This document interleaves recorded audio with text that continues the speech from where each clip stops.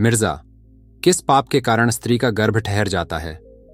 भगवान विष्णु ने देवी लक्ष्मी से कहा, गर्भावस्था के महत्वपूर्ण नियम और बेटा पाने का सबसे अच्छा उपाय। आइए जानते हैं इस प्राचीन कथा के माध्यम से। जानिए, एक महिला का गर्भ क्यों गिरता है और क्यों, क्या कारण है? एक महिला को बेटा नहीं है। क्या आप पता है दोस्तों, एक बार की बात है, समय भगवान विष्णु और माता लक्ष्मी क्षीर सागर में शेषनाग की शैया पर विश्राम कर रही थीं।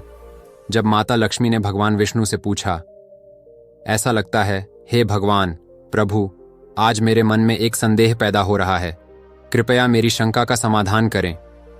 भगवान विष्णु कहते हैं, हे प्रिय, आपके मन में जो भी संदेह है बिना किसी हिचकिवाहट के पूछी। आपकी सभी शंकाओं का समाधान करना मेरा कर्तव्य है। देवी लक्ष्मी कहती हैं, हे प्रभु, आप तो सब कुछ जानते हैं। तू ही है जो संसार के कण कण में बसा है, जो जन्म देता है और आपकी आज्ञा से समय जीव को स्वीकार करता है। तू ही है वह जो संसार को चलाता है। जन्म और मृत्यु आपके नियंत्रण में है। लेकिन हे भगवान, कौन सी महिला, क्या आपको संतान सुख नहीं मिलता? किस कारण से वह बच्चा गर्भ में ही मर जाता है? किस पाप के कारण स्त्री का गर्भ नष्ट हो जाता है? हे जगदीश्वर, हे धन्य, मैं आपसे जानना चाहता हूं कि एक मां का क्या हो सकता है। बच्चे, तुम्हें किसी को खोने का दर्द क्यों सहना पड़ता है? कृपया मुझे कारण बताओ विस्तार से। इसके पीछे क्या रहस्य है? प्रभु भगवान विष्णु मुस्कुराने लगते हैं और कहते हैं, हे भगवान देवी जी, आज आपने बहुत बढ़िया प्रश्न पूछा है। दुनिया की सभी माताओं का गौरव आपके इस प्रश्न में छिपा है। हे देवी, यह सत्य है कि कुछ बच्चे गर्भ में ही मर जाते हैं। स्त्रियों द्वारा किए गए पापों के कारण उनका गर्भ नष्ट हो जाता है। इसीलिए हे देवी, आज मैं आपसे एक अति प्राचीन कथा कहता हूं। इस कहानी के माध्यम से आपको अपने सभी सवालों के जवाब मिल जाएंगे। जो कोई भी इस प्राचीन कथा को सुनता है, अच्छे गुर्गों वाला बच्चा मिलता है और उसके सारे पाप नष्ट हो जाते हैं। देवी लक्ष्मी कहती हैं, हे प्रभु, मैं इस कहानी को अवश्य ध्यानपूर्वक सुनूंगा। कृपया मुझे वह बताओ। कहानी बताऊं? फिर भगवान विष्णु देवी लक्ष्मी को कथा सुनाना शुरू करते हैं। अरे यार, वो समय पहले का है। मध्य देश का एक बहुत ही खूबसूरत शहर। उस नगर में रेवंत नाम का एक व्यापारी रहता था, जो बहुत अमीर था। उसके घर में किसी चीज की कमी नहीं थी। उसकी एक बेटी थी जिसका नाम रेवती था। उस सेठ ने अपनी बेटी से विवाह किया दूसरे शहर में रहने वाले एक व्यापारी के बेटे को। रेवती अपने पति के साथ रहने के लिए ससुराल चली गई। ससुराल जाने के बाद उसके ससुराल वालों ने उसे रेवती के साथ बहुत प्यार और सम्मान से पेश आने लगे। रेवती अपने ससुराल में बहुत खुश थी। रेवती की सासा का नाम वह सुनंदा थी, जो स्वभाव से बहुत क्रूर और दुष्ट थी। रेवती दहेज में बहुत सारा पैसा लेकर आई थी, जिसके कारण सुनंदा रेवती के पिता थे। झूठे का आदर करते थे और उससे मीठी बातें करते थे। रेवती अपनी माँ की बात मानती थी और उसके बाद अपने पिता से कहती थी वह और इस्तेमाल किया जाता था। और उसके पिता भी, वे घोड़े, गाय, बैल, अनाज, कपड़े आदि चीजें गंगवाए खुशी खुशी उसे सब कुछ दे देते थे। रेवती की लालच दिन ब दिन बढ़ता जा रहा था। रेवती के माता पिता के घर की हर चीज हड़पना चाहता था, लेकिन मासूम रेवती को इस बात का पता नहीं था। यह आसानी से आकर्षित हो जाती थी अपनी सास के मीठे शब्दों से। रेवती का पति संजय स्वभाव से भोला था और अपनी माँ के हर आदेश का पालन किया। उसकी माँ ने उन्होंने बचपन से ही अपने बेटे संजय को पूरी तरह से नियंत्रित किया। इसीलिए संजय ने कभी अपनी माँ की आशा का उल्लंघन नहीं किया। ससुराल में सभी से बहुत प्यार मिल रहा है, जिससे रेवती बहुत खुश रहने लगी। रेवती को खुश देखकर उसके पिता भी बहुत खुश हुए और वह बहुत खुश था। रेवती ने शुरू किया आदेश। यह अपनी बेटी को खुश देखना चाहते थे। वे उसके लिए सब कुछ त्यागने को तैयार थे। कई महीनों के बाद रेवती गर्भवती हो गई। जब उसकी सास को इस बारे में पता चला तो वह बहुत खुश हुई। उसने तुरंत रेवती के माता पिता को इसकी सूचना दी। रेवती के पिता थे, यह खबर सुनकर बहुत खुश हुए और फिर बहुत सारे कपड़े, अनाज, मिठाई और आभूषण लेकर रेवती की ससुराल पहुंचा और उसे बड़े प्यार और सम्मान के साथ स्वागत किया गया। रेवती भी अपने पिता को देखकर बहुत खुश हुई। फिर कुछ देर रुकने के बाद रेवती के पिता उसी दिन अपने घर लौट आए। कई दिनों तक रेवती का गर्भ बढ़ता रहा और रेवती की सास भी उसकी बहुत अच्छी तरह से देखभाल करने लगे। लेकिन कुछ दिनों के बाद कुछ ऐसा हुआ। एक घटना घटी जिसके कारण रेवती की जान चली गई। दुखों से भरी उसकी खुशहाल जिंदगी में अचानक अंधेरा छा गया। एक दिन अचानक रेवती का गर्भ गिर गया, जिसके कारण रेवती का सांस बहुत क्रोधित हो गई और फिर वह रेवती को ताना मारने लगे। अरे पापी, क्या तूने क्या पाप किया है? तूने क्या किया है? कुल का नाश करने वाली कलंकिनी, तुमने अपने ही बच्चे को खा लिया और उस बच्चे को जन्म देने से पहले ही मार डाला। रेवती की सांसें उसे बहुत सताने लगी थीं, जिससे रेवती उदास और उदास हो गई और बोला, सासू माँ, ये मेरा क्या है? गलती इसी की है। मुझे समझ नहीं आता कि ऐसा क्यों हुआ। मैं निर्दोष हूं, मैंने कोई पाप नहीं किया। लेकिन रेवती की सांस ने किया उस पर जरा सी भी दया नहीं आई और वह कहने लगे, अरे दुष्ट, तूने अवश्य ही कोई पाप किया है, जिससे तुम्हारा बच्चा गर्भ में ही मर गया। व्यभिचारी और पापी स्त्रियों के बच्चे गर्भ में ही मर जाते हैं। तब भगवान विष्णु देवी लक्ष्मी से कहते हैं, हे देवी, रेवती का इस प्रकार गर्भपात हो जाने के कारण उसकी सांसें रुक गईं। उसे भला बुरा कहना शुरू कर देता है। तब से रेवती सांस उसके साथ बहुत बुरा व्यवहार करने लगी। उसने हर मुद्दे पर उसे ताना मारना शुरू कर दिया। उसे भला बुरा कहते हुए अब उसकी संसा ने वह उससे ठीक से बात भी नहीं करती। उससे दिन भर घर का सारा काम करवाना शुरू कर दिया। दिन भर काम करने के बाद ही उसे घर आने दिया। उसे रात में जाने दिया जाता था। रेवती को आराम मिलता था। रेवती को घर का झूठा खाना खाना पड़ा। अचानक उसकी सांसों का ऐसा बदला हुआ रूप देखकर रेवती को बहुत डर लगने लगा और वह उसकी सांस के सामने आने से भी डरने लगा। फिर कुछ महीने और बीत गए। फिर से गर्भवती हो गई, जिसके कारण उसके परिवार के सभी सदस्य खुश थीं, लेकिन रेवती की सांसें फूल रही थीं। वह इतनी खुश नहीं थी। वह उसे ताना मारती थी। वह एक बच्चा खा लिया, मुझे नहीं पता। अब वहां है, मुझे नहीं पता कि वह इसे जिंदा रखेगी या खा जाएगी। वह एक चुड़ैल है। मेरे बेटे ने एक चुड़ैल से शादी की और उसे घर ले आया, पर रेवती चुपचाप सहन करती रही। इस बार रेवती की सांस रेवती के पिता को इस बारे में कोई खबर न दें और वह यहां धीरे धीरे मौन रहा। रेवती का गर्भ बढ़ने लगा। गर्भावस्था की अवस्था में भी रेवती घर के काम करने लगी। बहुत सारा काम करने के बाद भी थक जाती थी। रेवती की सांस को उस पर दया नहीं आई। इस बार रेवती ने पूरे किए 9 महीने और अब उसके प्रसव का समय आ गया है। कमरे में ले जाया गया और फिर रेवती बच्चे को जन्म देने लगी।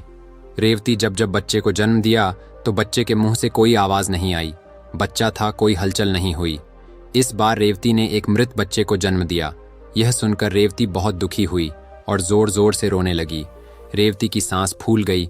वह बहुत क्रोधित हुई और उसने तुरंत रेवती को पकड़कर घर से बाहर निकाल दिया और कहा, हे दुष्ट पापी, तुम इस घर में हो। तू मुझ में रहने के योग्य नहीं। तू चांडाल नहीं। मेरे पोते को खा लिया। अब तुम इस घर में नहीं रह सकते। अगर तुम इस घर में रहो तो हम सबको खा जाएगी। ऐसी अशुभ औरत घर में नहीं रखना चाहिए। तुमसे शादी करके मेरे बेटे का भाग्य बर्बाद हो गया है। इसलिए हे पापी, अब इस घर से निकल जा। अब तुम इस घर में एक क्षण भी नहीं रह सकते। रेवती रोते हुए कहती है, हे सासू मों, अब मैं कहाँ जाऊं? मेरे लिए तो मेरे पति ही एकमात्र है। सब कुछ तो है ही, उन्हें छोड़कर कहाँ जाऊं? कृपया मुझे घर से बाहर मत निकालो। मैं घर के कोने में पड़ा रहूंगा। घर का सारा काम करो। मुझे इतना मत सताओ। मैं नहीं कर सकता।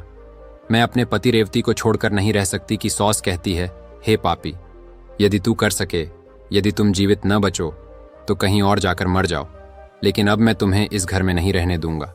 भगवान विष्णु देवी लक्ष्मी से कहते हैं, है देवी ने इस प्रकार ताना मारते हुए कहा।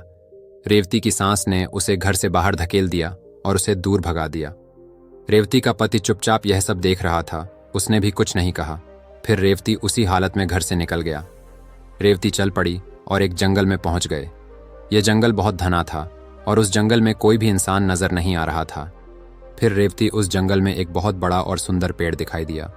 उस वृक्ष के पास एक बहुत सुंदर आश्रम था। रेवती शीघ्रता से उस आश्रम के पास गई और इधर उधर देखने लगा। उस आश्रम में कोई नहीं था। रेवती वहां बैठ गया। रेवती आराम करने लगी। वह बहुत डरी हुई थी और दुख की बात यह है कि वह अपने पिता के घर भी नहीं जाना चाहती थी। वह डरने लगी कि उसकी वजह से उसके पिता को समाज में अपमानित होना पड़ सकता है। इसीलिए वह उसी जंगल में रहने का निर्णय लिया और वह उसी आश्रम में रहने लगी। वहां बैठी रेवती भगवान विष्णु की पूजा शुरू कर दी और उसकी भक्ति में डूबी हुई। वहां उसने कई दिनों तक भगवान विष्णु की तपस्या की। फिर कुछ दिनों के बाद एक आर्ष गाय लेकर उस आश्रम में आए। साधु बहुत अनोखा था। उसका चेहरा चमक रहा था। ऐसा लग रहा था जैसे उन्होंने सैकड़ों वर्षों तक तपस्या की थी। जब रेवती उस साधु को देखती है तो वह अवाक हो जाती है।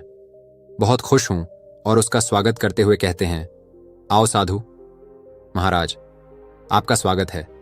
एक महान पुण्य आत्मा प्रतीत होते हैं। रेवती की ऐसी बातें सुनकर साधु महाराज कहते हैं, है बेटी, तुम कौन हो और क्यों हो? इस जंगल में अकेले रहना कैसा रहेगा? कोई रहस्य नहीं है तो मुझे सच बताओ, तुम यहां अकेली क्यों रहती हो? तुम्हारा पति कहाँ है और आपके दुख का कारण क्या है? तो फिर रेवती कहती है, हे साधु महाराज, मैं बहुत दुखी हूं और मेरी सास ने मुझे घर से निकाल दिया है, इसीलिए मैं इस जंगल में रह रहा हूं। साधु कहते हैं, है बेटी, तुम्हारी सास ने ऐसा क्यों किया? किस कारण से उसने तुम्हें घर से बाहर निकाल दिया? तब रेवती कहती है, हे संत महात्मा, मेरे पहला बच्चा गर्भ में ही नष्ट हो गया और जब मैंने दूसरे बच्चे को जन्म दिया यह मर गया था, इसलिए गुस्सा हो गई। मेरी सास ने मुझे घर से निकाल दिया। अब मैं यहाँ रहता हूँ। मैं अपने पिता का अपमान नहीं करना चाहता, इसीलिए मैं उनके पास भी नहीं जा रहा हूँ। कृपया मेरे दुख दूर करें। जब मैं कहाँ जाऊं, क्या करूं? रेवती, आर्षि के पूछने पर महात्मा ने कहा, कहते हैं, हे बेटी, यह बहुत दुख की बात है, लेकिन चिंता मत करो, मैं करूंगा। मैं आपको कुछ उपाय बताता हूं। आप उपाय अपनाएं जिससे तुम्हें एक अच्छा बच्चा मिलेगा। इस गाय को अपने पास रखो और उसकी सेवा करो। ऐसा करो, उसकी सेवा करने से तुम मुझे बच्चा होने की सबसे अच्छी खुशी मिलती है। अब मैं तुम्हें गर्भवती महिला को पालन करने वाले नियमों के बारे में बताता हूं। ध्यान से सुनो। हे बेटी, किसी भी महिला को नहीं होना चाहिए मासिक धर्म के दौरान अपने पति के साथ सेक्स। इसे स्थापित नहीं किया जाना चाहिए और पति को इसे छूना भी नहीं चाहिए। इससे बच्चा गर्भ में ही गिर जाता है। गर्भवती महिला को भगवान की पूजा करने के लिए तैयार रहना चाहिए। उसके चेहरे पर हमेशा खुशी बनी रहे। गर्भवती स्त्री को कभी भी दुखी नहीं होना चाहिए और उसे निराश नहीं रहना चाहिए। उसे बुरे आचरण वाली महिलाओं से दूर रहना चाहिए। उनसे बात न करें। गर्भवती महिला को कभी भी किसी दूसरे के घर का खाना नहीं खाना चाहिए। सूप की हवा से दूर रहें। सूप की हवा के संपर्क में आने से भी नुकसान हो सकता है। गर्भवती औरत को कभी भी कुछ ऐसा नहीं देखना चाहिए जो उसके मन में नफरत पैदा होती है। उसे भयानक और डरावनी बातें नहीं सुननी चाहिए। कहानियों, एक गर्भवती महिला बहुत ज्यादा गर्म खाना नहीं खाना चाहिए। पहले खाया हुआ भोजन 1 बजे तक नहीं खाना चाहिए। जब तक भोजन ठीक से पच न जाए उसे दोबारा नहीं खाना चाहिए। बच्चे को जन्म देने के बाद मरने वाली महिला से संपर्क नहीं रखना चाहिए या एक महिला जो कुंवारी है। कोई भी महिला जो इन नियमों का पालन करने से अच्छा बेटा मिलता है। औरत करती है इन नियमों का पालन न करने पर उसका गर्भ गिर जाता है। मैं तुम्हें पुत्र प्राप्ति का उपाय बताऊंगा या फिर उसका गर्भपात हो जाए। हे बेटी, अब इसे ध्यान से सुनो। मासिक धर्म के दौरान महिला को 4 दिनों तक अपने पति के साथ संभोग नहीं करना चाहिए। चौथे दिन ही शुद्धि होती है। 1 सप्ताह के बाद वह देवी देवताओं की पूजा करने में सक्षम हो जाता है। गर्भधारण कल्पना के अनुसार होगा पुरुष और महिला सेक्स करते समय। इसमें कोई संदेह नहीं, उक्त तिथि की रात्रि में सहवास करने से पुत्र की प्राप्ति होती है। और यह आयु में खजूर हैं एकादशी, त्रयोदशी, पंचमी, सप्तमी और नवमी। तुकुल में प्रथम सप्ताह को छोड़कर शेष सभी दिनों में आयुगम तिथि की रात्रि में सहवास करने से कन्या का जन्म होता है। महिलाओं को संभोग करना चाहिए। महिलाओं का ऋतुकाल 16 रातों तक रहता है। यदि कोई महिला यौन संबंध बनाती है, मासिक धर्म के बाद 14वीं रात को संभोग, फिर गुणवान, भाग्यशाली, धनवान और धार्मिक उस गर्भ से पुत्र का जन्म होता है। रातुकाल के 5वें दिन स्त्रियों को संभोग करना चाहिए। कड़वे, तीखे और गर्म खाना और मीठा खाना खाओ, क्योंकि स्त्री का गर्भ औषधि का पात्र है और पुरुष का वीर्य औषधि का पात्र है, अमृत के समान। इसीलिए महिलाओं को चाहिए संभोग से पहले मसालेदार, कड़वा और गर्म भोजन न खाएं। वह आर्षि कहता है, हे देवी, इस तरह मैंने आपको बताया है बच्चा पैदा करने के महत्वपूर्ण नियम। इन नियमों का पालन करें और तुम्हें संतान प्राप्ति का सर्वोत्तम सुख मिलेगा। तब रेवती कहती है, हे मुनिवर, इस समय मेरी पतिदेव मेरे साथ नहीं है, इसलिए मैं उनसे कैसे और किससे मिलूंगा? इस तरह मैं उनसे मिलूंगा, संतान सुख प्राप्त करें। साधु महात्मा कहते हैं, हे बेटी, तुम अब से इस गौ माता की सेवा करो, आपके पति वह स्वयं ही तुम्हारे पास आ गया है। ऐसा कहकर साधु ने महात्मा उस स्थान से अदृश्य हो जाते हैं और यह देखकर साधु अचानक गायब हो जाता है। रेवती आश्चर्यचकित हो जाती है और समझता है कि भगवान ने स्वयं। उसके बाद रेवती उस गाय की रोजाना सेवा करने लगी। हर सुबह वह उठती है, गाय को खिलाता है और भगवान विष्णु की पूजा शुरू कर देता है। दूसरी ओर रेवती रात में भगवान विष्णु रेवती के पति को स्वप्न में दिखाई देते हैं और उसे अपनी पत्नी के पास जाने का आदेश देता है। रेवती के पति अगले दिन जब वह जागता है तो अपनी पत्नी की तलाश में जंगल की ओर जाता है। तभी उसे उस जंगल में एक आश्रम दिखाई देता है। जब वह उस आश्रम के पास जाता है तो उसे अपनी पत्नी रेवती दिखाई देती है। वह अपनी पत्नी को देखकर बहुत खुश हो जाता है। फिर वह भी अपनी पत्नी के साथ उसी जंगल में रहने लगता है। कुछ दिनों बाद रेवती का रथ काल आता है और वह उस आर्षि महात्मा द्वारा बताए गए नियमों का पालन करते हुए अपने पति के साथ संभोग करती है। उसके पति का मिलन, रेवती दोबारा गर्भवती हुई और फिर 9 महीने में उसके अंदर गर्भाशय बढ़ने लगता है। लेकिन इसके बाद 9वें महीने में रेवती उसके बाद उसे एक बहुत ही सुंदर पुत्र रत्न की प्राप्ति हुई, जिसे पाकर रेवती और उसके पति दोनों बहुत खुश हों। बेटे के जन्म के बाद वह गाय भी उस स्थान से गायब हो जाती है। यह चमत्कार देखकर रेवती और उसके पति हैरान रह गए। फिर सब उनमें से 3 अपने घर चले जाते हैं।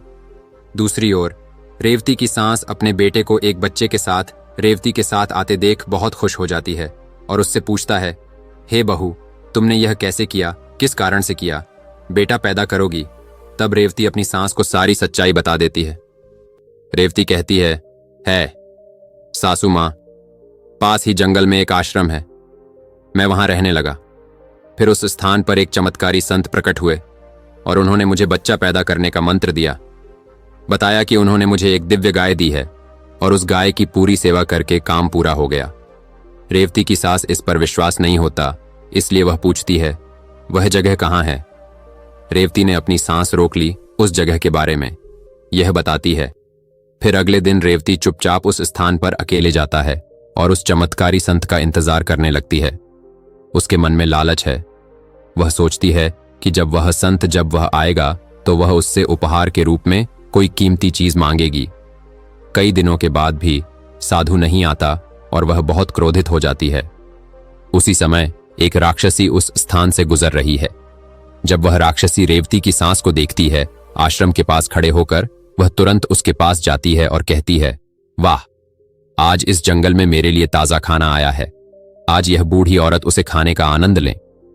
जब रेवती की सास उस राक्षस को देखती है, वह कांपने लगती है और जोर जोर से चिल्लाना शुरू कर देता है, लेकिन वहां है उस जगह पर उसकी मदद करने वाला कोई नहीं था। फिर वह उस राक्षस के सामने दया की भीख मांगने लगती है राक्षस, मुझे छोड़ दो, मुझे मत खाओ, मैं एक बूढ़ी औरत हूं, मुझे खाने से तुम्हें क्या लाभ होगा? राक्षस, हे दुष्ट स्त्री, तू बूढ़ी हो जा। हे जवान, मैं केवल वही खाओ जिसे निर्माता ने कहा है मेरे लिए चुना गया। आज भगवान ने तुम्हें मेरा चुना है भोजन, यही कारण है कि मैं तुम्हें जरूर खा जाएगा। बड़े पाप किए हैं और दूसरों पर झूठे आरोप लगाए हैं, इसीलिए तुम्हारा भी यही हद हुआ है। यह सुनकर रेवती की सांसें रुक जाती है और उसे अपनी गलती पर पछतावा होने लगता है। वह थी उसने अपनी बहू के साथ बहुत बुरा व्यवहार किया, लेकिन अब बहुत देर हो चुकी थी। इससे पहले कि रेवती की सांसें कुछ और कह पार्टी, राक्षसी उसे अपने हाथ में उठा लेती है और जोर जोर से हंसने लगता है। फिर राक्षसी जीव रेवती की सांस चबाता है और उसी क्षण रेवती की सांस मर जाती है। उसे अपने पापों की सजा भुगतनी पड़ती है, इसीलिए किसी निर्दोष व्यक्ति को कभी भी प्रताड़ित नहीं करना चाहिए। निर्दोष लोगों को दोष नहीं देना चाहिए। यहां रेवती है, उसकी सांस का इंतजार कर रहा है, लेकिन वह सांस नहीं ले पा रही है। इसलिए वह अपने पति से कहती है, उसकी मां को खोजो और उसे ले आओ। रेवती के पति अपनी मां को खोजने के लिए जंगल में जाता है। वह वहां अपनी मां को देखता है, काम नहीं करता, लेकिन वहां वह अपनी मां का कंकाल देखता है, जिसे देखकर वह दुखी होकर घर लौटता है। किसी व्यक्ति से जानिए कि उस जंगल में एक राक्षस रहता था और उसी राक्षस ने रेवती को मार डाला। लालच के कारण रेवती की सांसें एक राक्षस खा जाता है। फिर रेवती और उसके पति अपने बेटे के साथ घर पर खुशहाल जीवन जीना शुरू कर देते हैं।